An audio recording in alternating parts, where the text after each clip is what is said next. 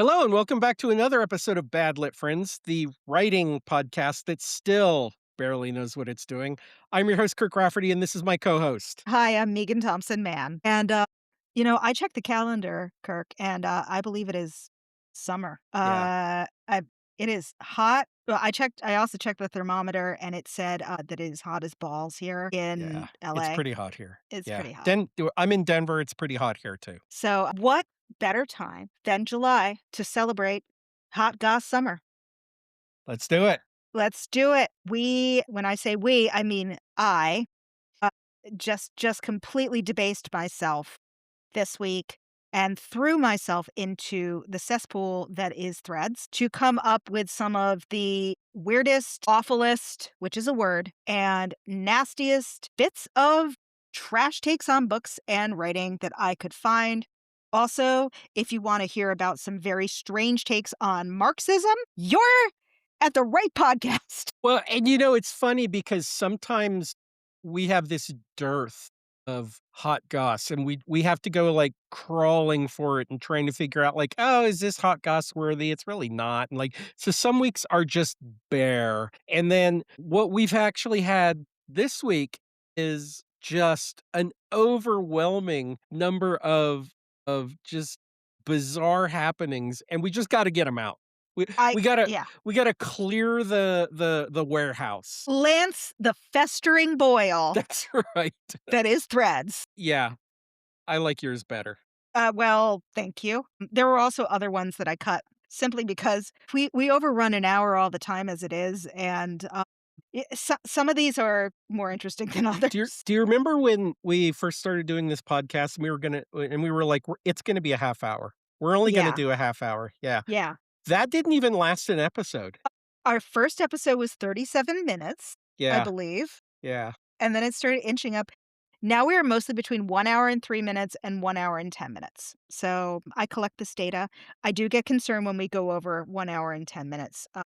But I am always thinking about you, dear listeners. So, Kirk, how's your writing going? My writing is going good. I'm still editing, and, I guess I really don't have a lot to say about that. It's just one of those things you get in there and you just wrangle words I mentioned before that I'm not crazy about the writing, but I love editing. Sicko. Absolutely love editing. I'm like a, hog in a trough, just wrangling those words and messing around with them and having a really good old time. And yeah, so I'm kind of in my element right now, just getting them, getting it all figured out. And I think I mentioned last time that I've got some ideas about maybe changing things up a little bit in Mhm. the middle of the story, and I'm still sort of like going through that process. I haven't written anything down about that yet, but yeah, I've got some good ideas. So that's my writing. It's going very, very well. How's yours? Well, I was going to ask you, what about your Ingram Spark news that you told me? Yeah. So I might have mentioned my first book that died on sub. I am now going to be self publishing, and my paperback will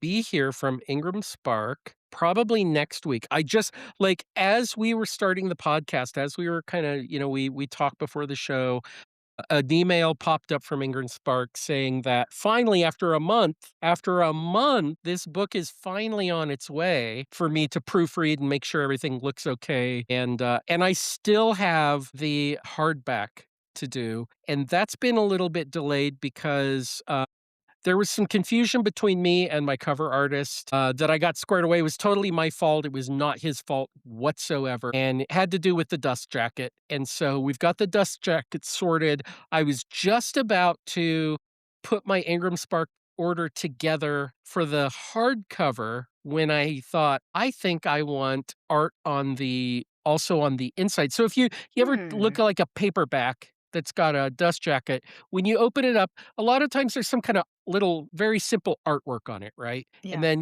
the spine has the author's name or whatever. And so I decided rather than the default Ingram Spark cover, which is they give you a choice between blue and gray, and then you don't get a choice of the font, for the spine or anything. And so I decided, "Oh, I'm gonna go back to him and I'm gonna have him sign that." And so this one again is my totally my fault. This delay is totally my fault.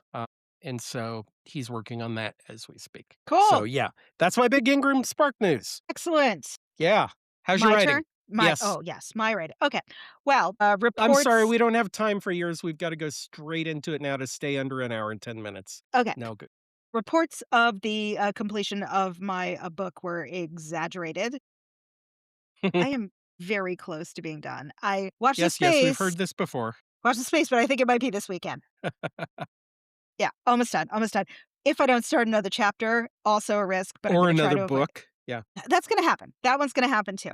I had, my writing group this week. It was the first time we've been able to meet in, I think, 3 months, so it was wonderful. Ann Wells, who's been on the podcast several times, she's a part of my writing group. I corralled Mhm. her in, I lured her in, to join us, and She doesn't know this yet, but she might be joining us in a yeah, she couple doesn't weeks. know Or this yet. yeah. I'm gonna yeah, in a few weeks. Mhm. But it went really well. I got some great feedback on the last 4 chapters that I've written. I also got feedback on my smut, the dirtiest smut that I have written so far, and, one of my group members said, "Meagan, I thought you said you couldn't write it, but this was hot." And I said, "Thank you." And it really genuinely was some of the hardest writing I've ever, no pun intended, the hardest writing I've ever done in my life was writing this smut, and Well done. thank you. So, getting close, and then I'm going to take a couple weeks off, query book 1 again, and then get into the thick of editing with the aim of well, last year it took me about 2.5 months to edit the first book. So I'm gonna aim for 2 months this time because I actually know what I'm doing, sort of, this time. So the aim is by the middle of September, maybe the beginning of October at the latest, to get it out to betas. I already have 4 betas. If you're interested in being a beta for this book, please reach out to me on Bluesky or shoot me an email at Badlit Friends, and I'd like to hear from you. I will also be posting at some point a beta sign up form if I need more people, but I'm probably only looking for maybe 1 more. So, but if you like upmarket, straddling literary fiction stuff that, you know, With smut. with smut, not Yeah. a lot, just a little. That's it, you buried the lead there, yeah. Yeah. If you It's like smutty literary fiction, yeah, it's not that's how you there's only like just little don't say sprinkles of that, smut. don't say that, don't say that. Smut all the way through. All the way through, All the way through. every other page. Yeah, it's basically like a literary fiction version of Penthouse Forum. Nobody knows what that is. We're old. It is not. So, anyway, here we are. We've got it, and we're gonna start with the thing that Kirk and I have been talking about almost nonstop this week, which is, and we've talked about it before, oceans of PDF, and, with the subtitle that I have down here on my outline of "Why Piracy is Not Praxis," and somebody actually said that on the internet, so God, so many people said so many things, yeah. okay. So, Oceans of PDF is an online book piracy website. Hosted there are everything from children's books to literary fiction to romantasy to whatever. You name it, it's on there. And I need to absolutely be clear here. This is not like going to Project Gutenberg and finding a book that is out of copyright and reading it. These are all pirated, stolen books. This is the evil version of Gutenberg. This is the version with the with the pointy beard, right? It's, Extremely from the pointy. alternate universe. Yeah. Yes. Yeah, it's bad. It's really bad. Yeah. Stealing is bad, yo. This is not like a Les Miserables moment where people are stealing bread to feed their children. God, and I got into this discussion, I'm gonna call it a discussion on You're very Threads. polite. Very polite. I know, I'm too polite, and yet I wasn't polite enough for her. I think you should be clear first there are many people on Threads who think that piracy is okay because these books are not accessible, they say, easily Right. not necessarily by them, but by some, person in some country who Yeah. can't access them. That's their number one go-to.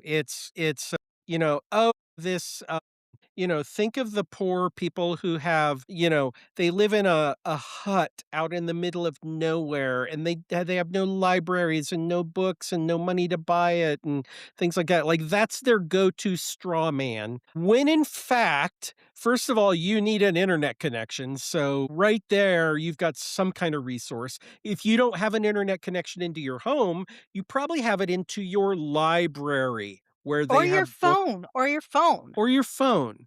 Yeah, So most of these people are reading on their phone. and Most of the people who have internet access in the developing world have it through their phone. That is a right, wonderful thing. That is a right, fantastic thing.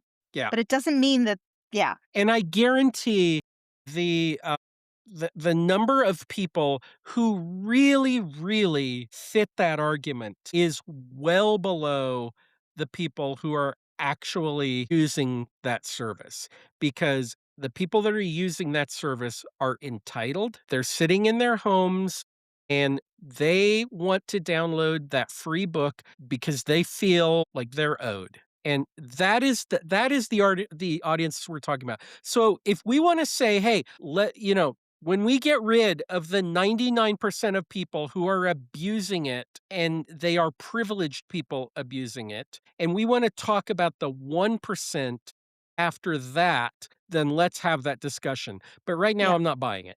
Yeah. The there's a report that has been cited too. I will put it in the show notes. I do need to look it up. From a couple of years ago that said that the majority of people who are pirating pirating books, I will be clear, are people who are located in the United States. Now, do we have access issues in this country? 100% we do. What we also have are libraries that have the ability to give online library cards to non-residents. Some of these do have fees.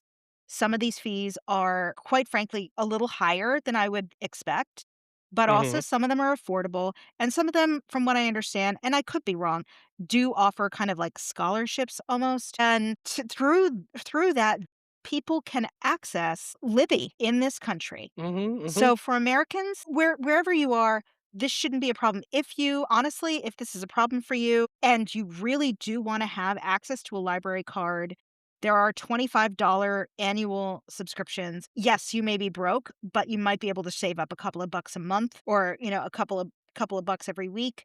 Put it together, 25 bucks, there you go. And you can ask people to help you out. If it's really important to you to read new books. And this is what it comes down to, is that it's not access to books, period, but access to the hot thing Right. again and again and again.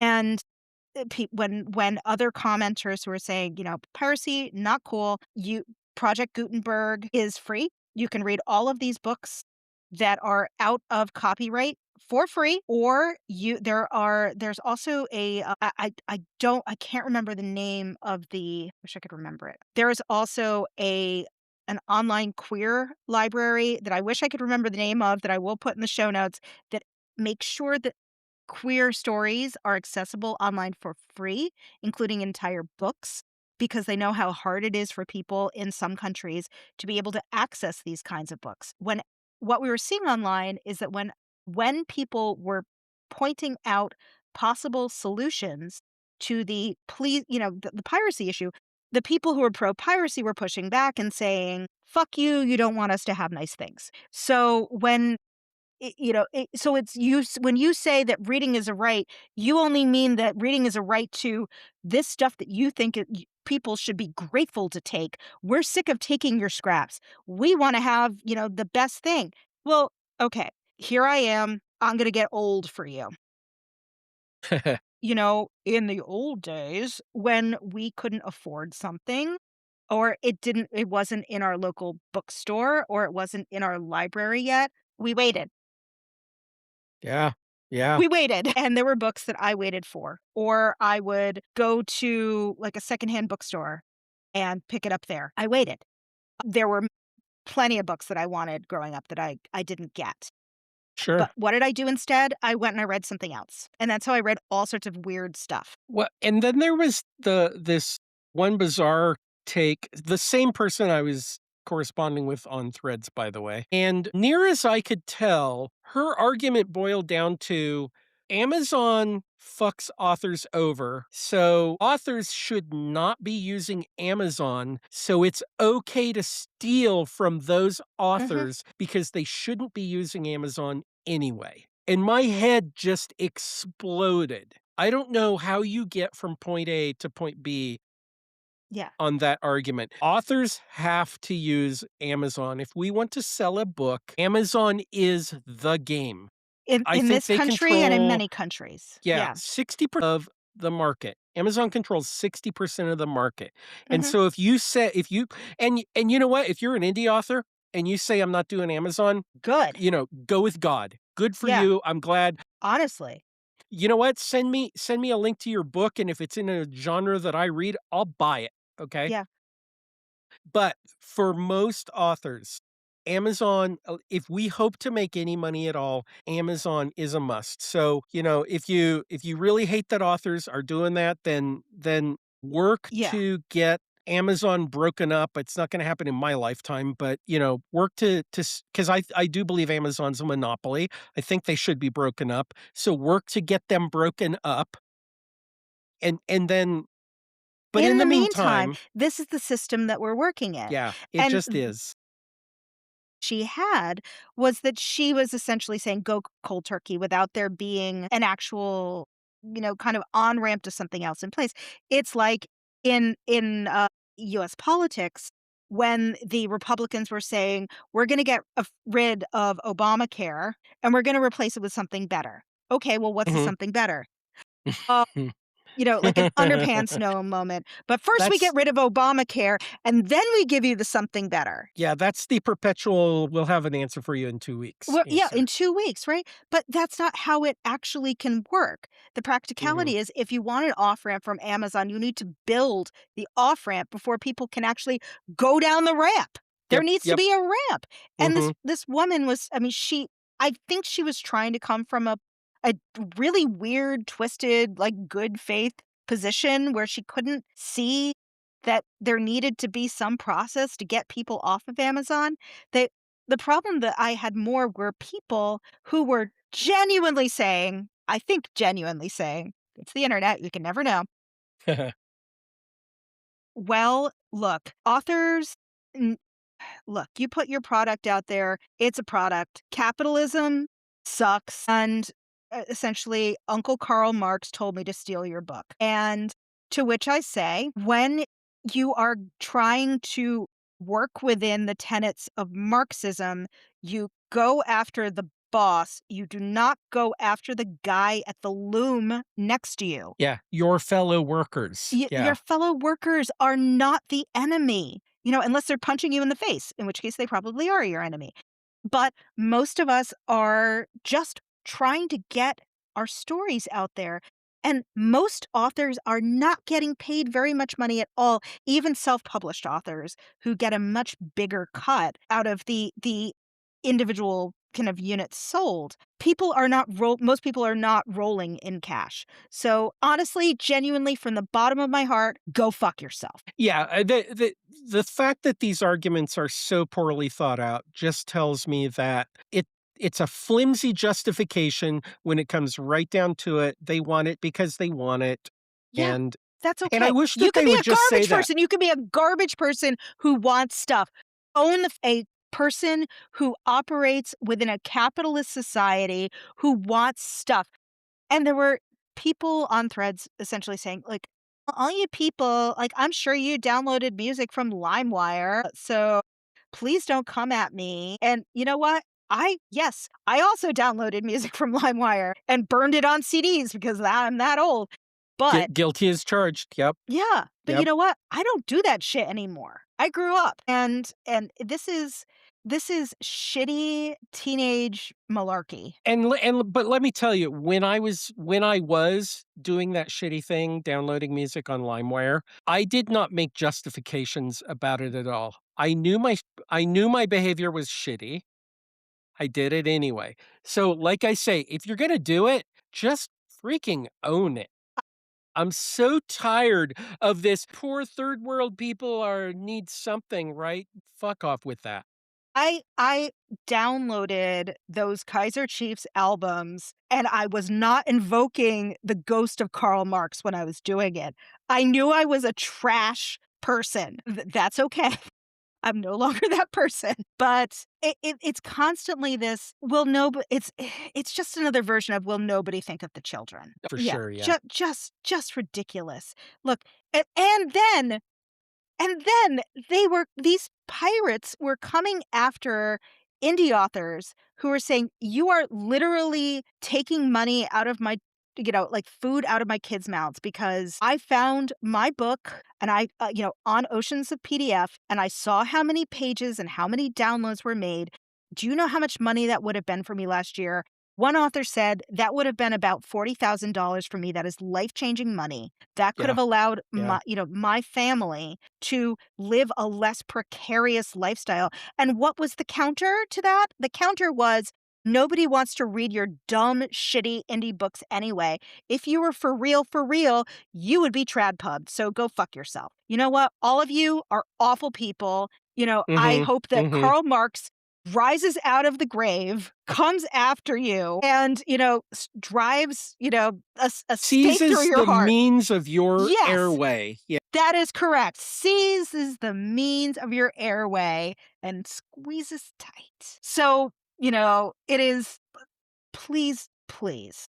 We I don't I care. also saw one actually, I think you shared it with me, was, what was it, this person said now we're gonna have to cut it because I completely forgot. He was like, "I'm gonna one-star your book." Yeah, I'm gonna one star your book. Yeah, it was something like that. I'm gonna one star your book if you're on here complaining about pirates, I'm gonna one star your book on Goodreads. Yeah. That's what it I'm was. either not gonna read your book or I'm gonna Mhm. one-star it is what he said. Now I can't Yeah, remember what the context anyway, I'm sorry, I'll edit all this we out. can Go ahead. edit all this out, but yeah, yeah. Let us continue. Yes. Okay. So you know what?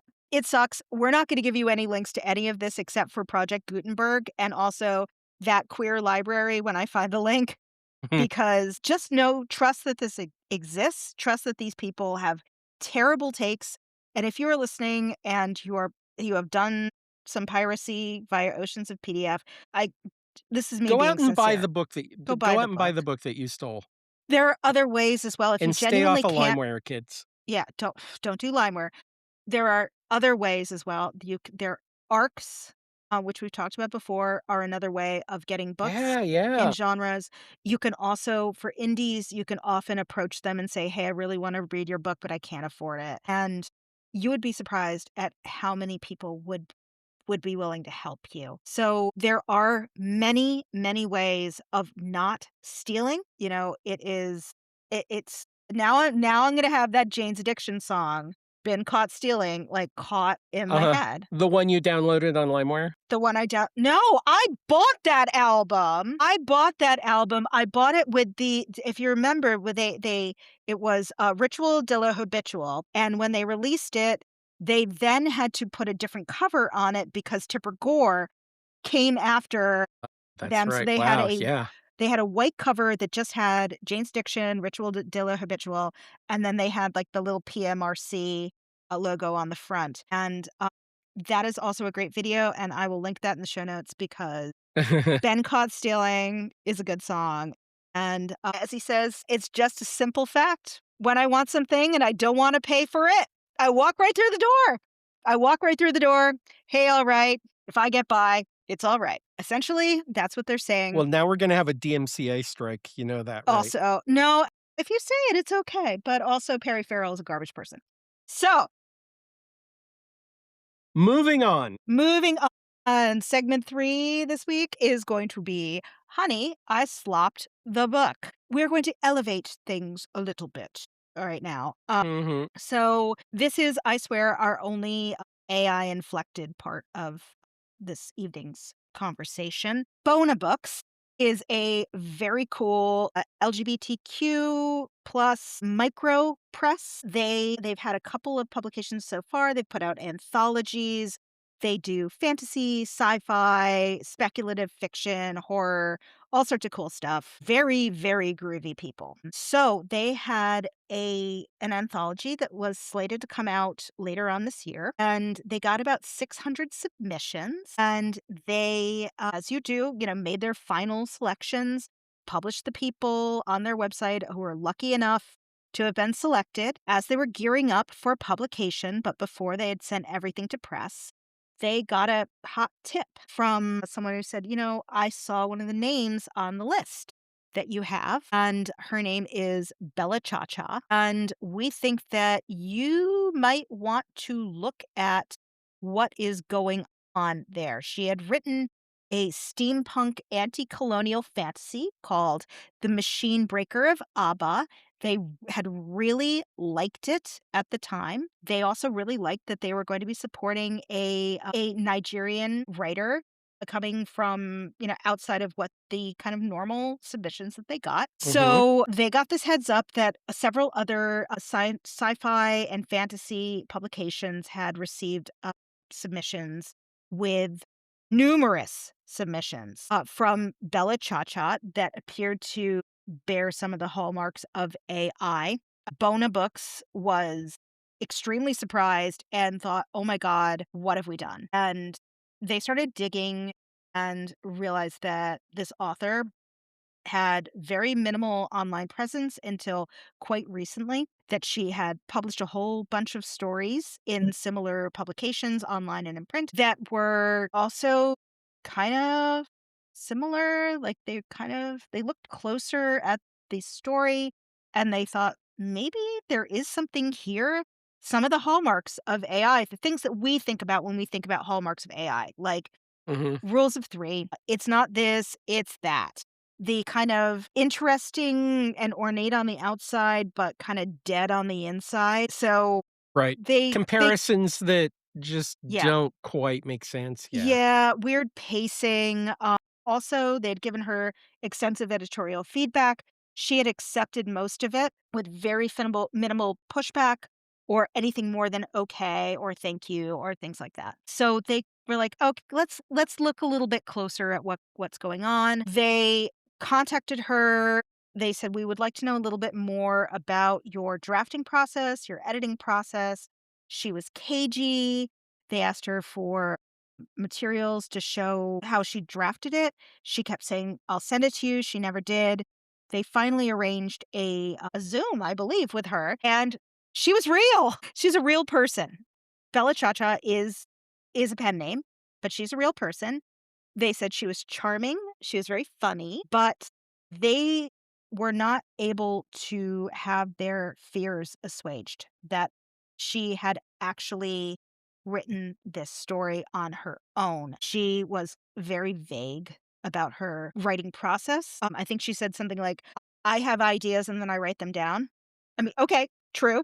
I also have ideas and write them down. When they pressed her on changes, like, she said something like, I had to add genre elements, but the genre was already very clear. It was, a dystopian sci-fi story about a protagonist who builds a giant angry robot. So, like, if it's already at its core, like, how many elements of the genre do you have to add? But they were not reassured by any of this. At the same time, there was another story that they then looked at that had similar hallmarks, reached out to the author. He said some things that didn't make them feel very comfortable. And then when they asked him for a meeting, he just ghosted them.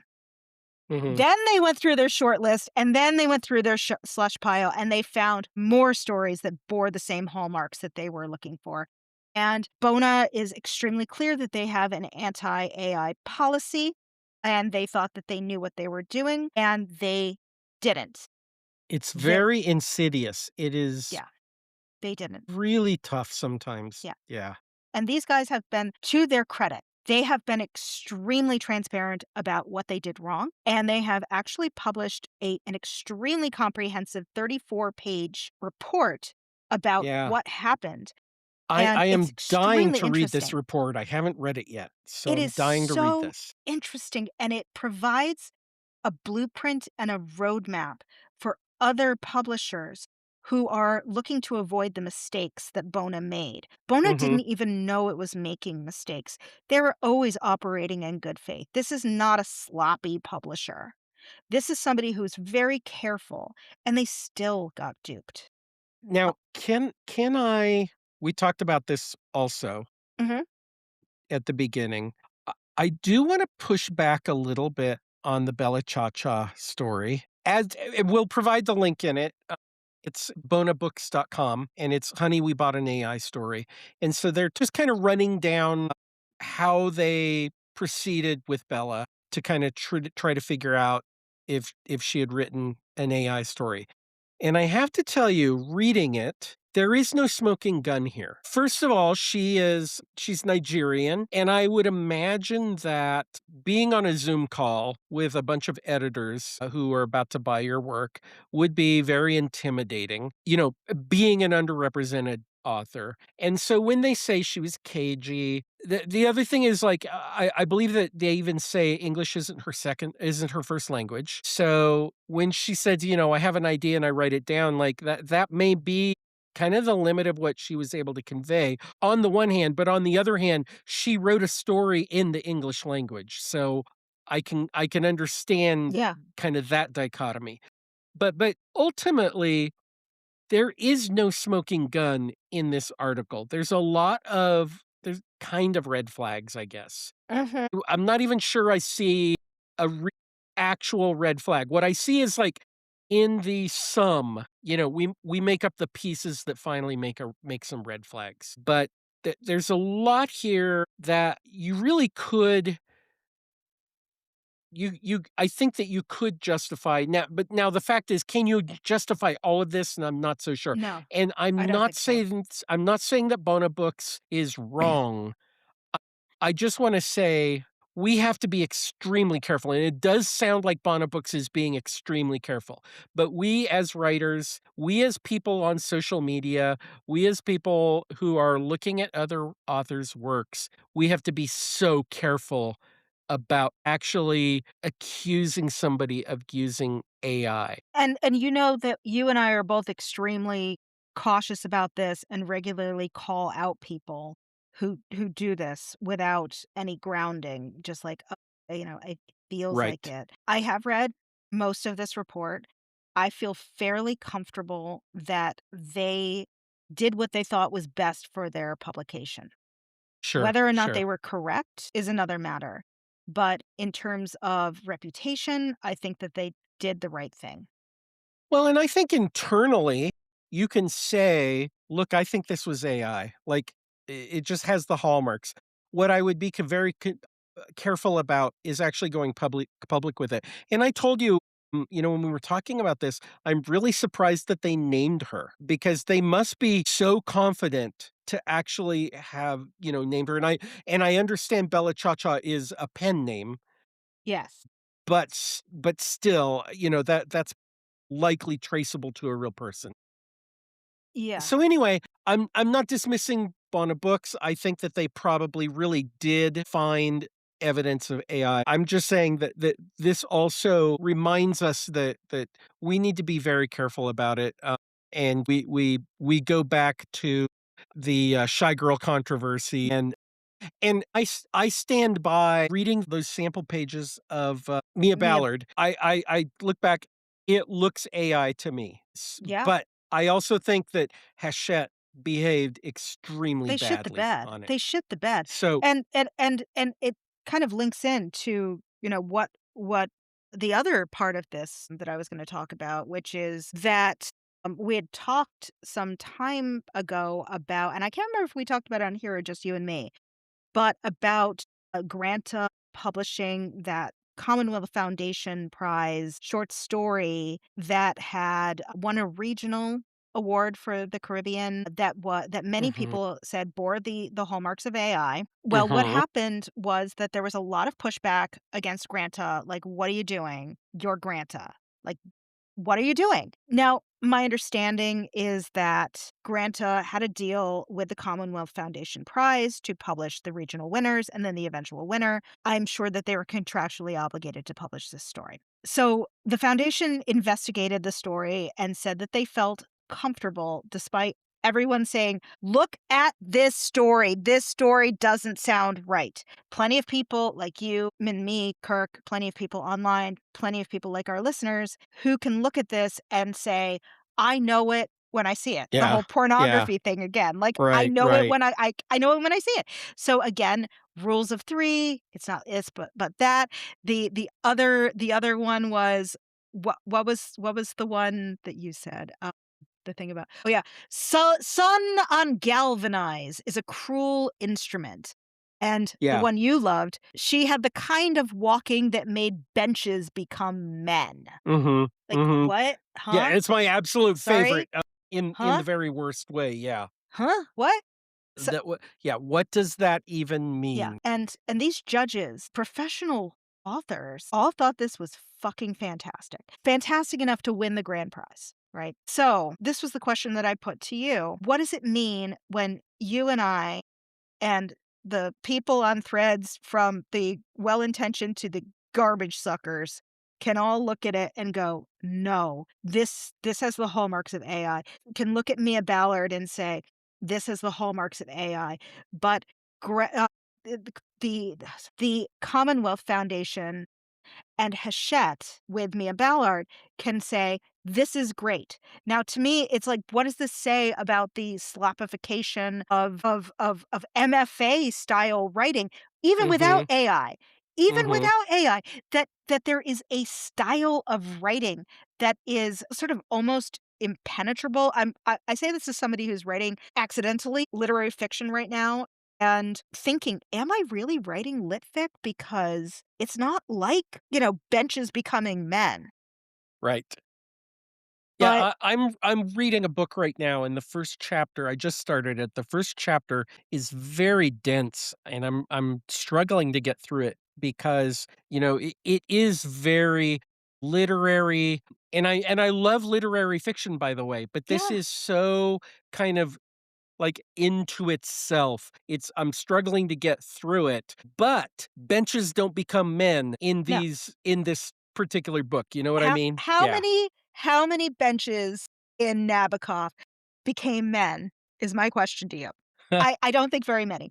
But it says something about what this style of writing is even without AI, and also that AI has become so good at copying it that it can replicate it with even more accuracy, even if that accuracy is nowhere near 100%, than, say, something like a really well-written romance novel, like historical romance novel. Those are complicated books to write. I've read many historical romances. I love them as a genre. They're hard to write, having tried to write one myself. AI cannot do that properly. And a lot of it has to do with accuracy of details in historical fiction. AI is good at, like kind of like doing a simulacrum, but it messes things up. It gets things out of order. It kind of duplicates things. It doesn't make sense when you pull the lens out far enough. It doesn't cohere. But what does it say about literary fiction? And this is probably an entire episode unto itself, that it can be so kind of like wiggly and wobbly that AI Mhm. can portray it more closely. That's supposed to be serious writing. And, my, trashy romance novels, it can't do. So, you know what? Fuck AI again for the umpteenth time. And and calm down, Meagan. Maybe I need to drink some more vodka. This is making me desperately unhappy. So, writing prose, we will pray for you. Also know that we're better at doing your job than you are apparently. I yeah, I Yeah. and that really does, so you and I, one of our favorite things to do is, look at Instagram, and we've got our favorite people that we love to Oh, yeah. dig on Instagram because it's so obvious that their posts are AI slop, right? Like, they spend so much time and they are on Instagram specifically, Mhm. So often. They are posting throughout the day. I'm sure they have some software that racks them up or something like that. But, they're spending a lot of time in front of ChatGPT writing up these I'm gonna give it away if Hey, I even bestie. yeah, hey, bestie, yeah. Hey, bestie. Do you want to hear the real skinny on what's going on? Don't get me It's so started. bad, and we love ragging on them, right? We It's a great pastime we that we have. bathe in their blood. It's wonderful because if it's clear to us, it's got to be clear to so many other people.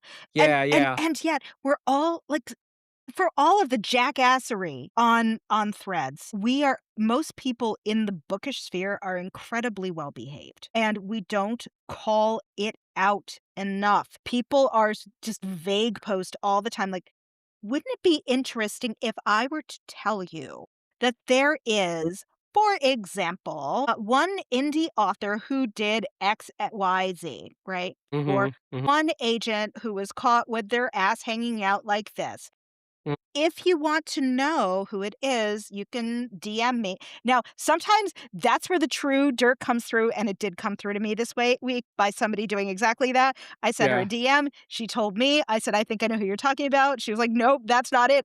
You tell me, I'll tell you." We traded, and we're like, "Fuck yeah!" So, the whisper network grows yeah, wider.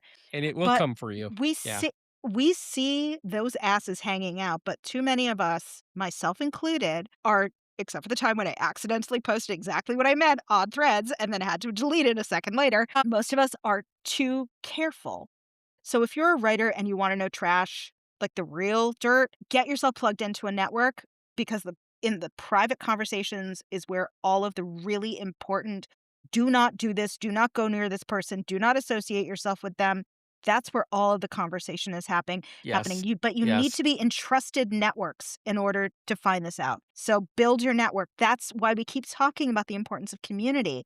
It's not just to make yourself feel better, it's to find out really important stuff that will protect you from getting embarrassed. So yeah, listen yeah. listen to your elders. We're not that old. Okay. So, next up, continuing trad pub bullshit. I called this Mean Girls Trad Pub Edition. Okay. So I had already written most of or part of this outline this morning and discovered that the wonderful Laura Says on YouTube was covering this topic today, which hurt for 1 second, but then realized I could listen to her entire video in the car and make sure everything I was saying was right. Thank you for Yeah, Laura. I am cribbing from you. and Laura, if you're listening, Laura's not listening, but if She isn't. Laura, if you are listening, we really wanna have you on the show. Yeah, she just got her, like, millionth download or something, so I don't know if she's ever coming on here, but we could be No, I don't nice. think so, I don't think We could so. be nice. So this is about a book called Valley of the Moms that was very, very recently published, like last month published, by the author Hannah Selinger through Little Brown, which is an imprint now of Hachette. Okay. So, Selinger is an Ivy educated author who she was a journalist for a while. Then she became a sommelier and she wrote a very well reviewed nonfiction book about her time being a sommelier that kind of like almost like Anthony Bourdain's Kitchen Confidential, but in the wine world. So she wrote a novel and it's based in a town very nearby where she is currently living in Massachusetts, outside of Boston. And she had a reading in a local bookstore and was accosted. And this has been backed up by other authors who were at the events. This really did happen. She was accosted by 3 members of the local PTA who were offended by the depiction of their town in this book. Now, the book is also about kind of PTA shenanigans. So, okay. It sounds like it was a really not nice thing that happened, and the bookstore threw them out. And, Good for them. the evening went on. She sold books. Her book has been, I believe it's like a Barnes and Noble pick for the summer. It's like a beach read kind of thing. I believe it's domestic suspense or domestic kind of crime kind of thing about shenanigans in the PTA and somebody dies and dual viewpoints and who done it essentially with a big twist at the end, I heard. Mhm, mhm. So, okay.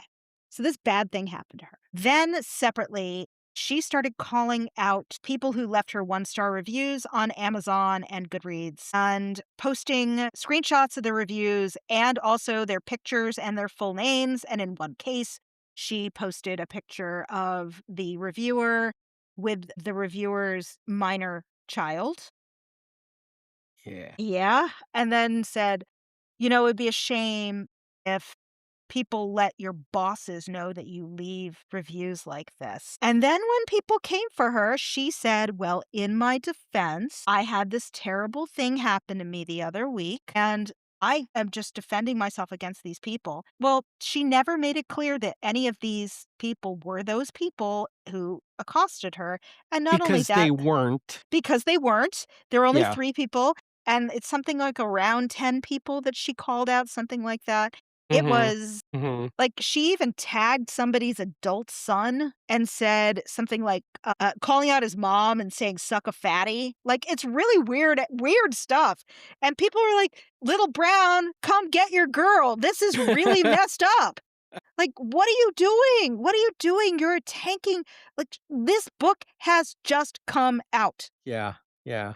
and people are removing it from Yeah, their yeah, 2 TBRs. things, 2 things. So you and this was a debut author, right? Her debut fiction. She had published nonfiction before. Okay, okay, so her Yeah. debut fiction. This is your this is when you need to start, actually put your best foot forward, right? 'Cause, this is setting the rest of your fiction career up in this case. Mhm. Number 2, writers, stay out of reader spaces. Yes. Like, this is what happens when you lose your mind and you start going after them. Like, you do not look good in any way, shape, or form. Now she definitely, like, there was no way she was ever gonna look good. But even at the best of times, if a writer goes in to a reader space, there is no way they will look good. This And she this just yeah. yeah. This again is the importance of community, because if you're in community with other writers, they will tell you, "Don't do this. Don't do this. You probably shouldn't read your reviews, but if you do, don't go into reader spaces and respond to them." It says to me that this is somebody, honestly, like, it speaks of severe arrogance. Number 1, that she could go into these spaces. Number 2, that it was okay to say these things. Number 3, that she is willing to expand on a what sounds like a truly terrible thing that happened to her, to Mhm, try mhm. to excuse bad behavior. If she had just gone into those spaces and said and responded, like, on Goodreads, like, "Hey," like, and then somebody said, "Selinger went into this space and she said, 'Ow,' and that's bad." Okay, it's a small sin. That's a small sin. This is shit. This Yeah, is like yeah. using real people's names and their real pictures and threatening to report them to their bosses for what? For saying, "I don't like your book and I don't like the way that you portray our town." You can disagree with them.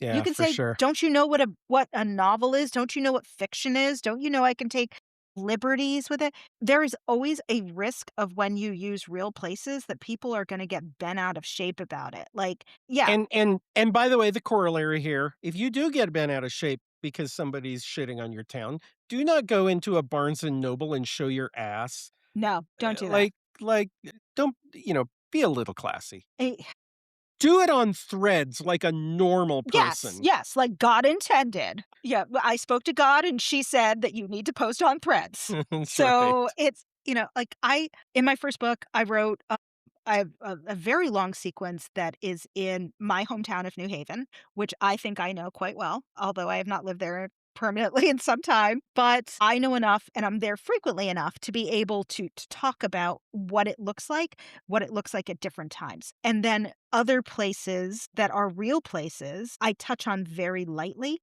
Mhm, and then the other place that I have is, the hometown of the main character is a made up place that is kind of an amalgam of a number of towns in a particular part of Vermont, so that nobody could say, "I don't like the way that you portrayed my town." It's not like that at all.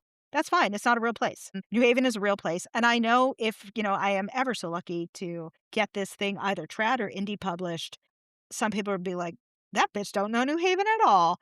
That's okay, you mhm. can say that. That's fine. But that's the risk of publishing. When you put a book out there, that's it. You've let it out there. Yeah. People are gonna have Yeah. takes on it, you know? Some of them you'll agree with and some of them you're gonna think are trash. It also, without going into too much detail, this woman also has a history of being, let's say, so rude to her half sister that she ended up getting prosecuted by the state of New York for such rudeness, although it does not appear that it resulted in a conviction at all. Imagine getting into a dispute with your with your sibling that was so bad that you ended up in court because you were saying, "If you want a good time, you could call my half sister. She's up for it." Yeah. Really, So really classy individual here yeah, would be. I only mention it because this is a publicly available court document. So hey ho, moving on to our last segment. Your fanfic sucks, so I made it cool. Another cautionary tale, which has a happier ending. So there is an editor whose name I should I mention her name? I can mention her name, I think. So there is an editor, goes by Red Pen Romance on Threads. She posted on Threads that she had an ACOTAR, Court of Thorns and Roses fanfic that she loved that was from the point of view from the male main character in ACOTAR. She thought it was brilliant, but it was a total mess to look at on the page. No formatting, no proofreading. She couldn't focus on it. And being an editor, she decided to take matters into her own hands. Mhm. So as she says, the writing was amazing, so I decided to pull all of it out into a Word doc and edit the fuck out of it. And over like 2 weeks, that's what I did for fun. Now I just share it with my friends because it deserves to be read. Don't do this. So So do this. let me first say that I get this person. I really do.